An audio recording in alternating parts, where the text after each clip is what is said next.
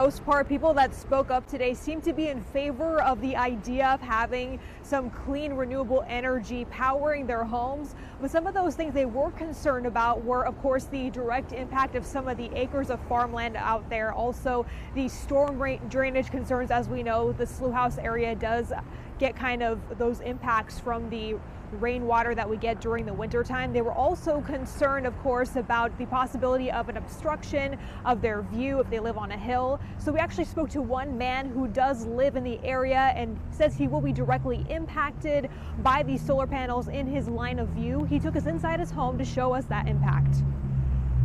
Every morning, one Wilton resident wakes up to this panoramic view. Which is sort of good for the soul. It was peaceful. Rob Gross-Glauser seeking this place of calm for him and his 11-year-old son, post-divorce in the middle of a pandemic. He's a young guy, he's growing, wants to run around, and so moved out here intentionally to find that space. But last year, Gross-Glauser found out that his sanctuary with a view could be obstructed. Everything you see here, all that brownfield will be under the proposal solar panels.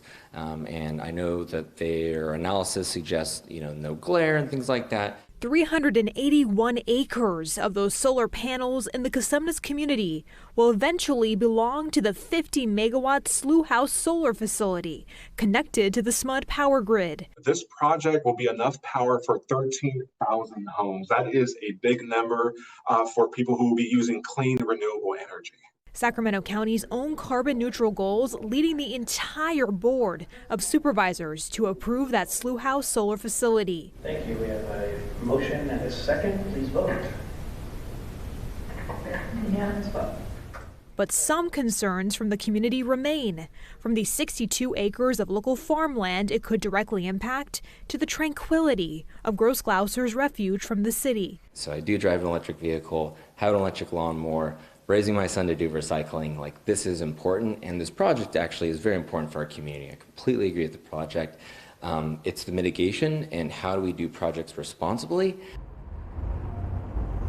And it's also important to note that that plan does include an agricultural mitigation component to it as well that would possibly help with those concerns of course, that farmland. They have a soil treatment plan as well as some sort of way to make sure that that land is viable after they have this solar panel project in place. They also do touch on storm drainage, but they did ask the people that applied for this project to make sure that they continue to work with the residents in that area to address their concerns.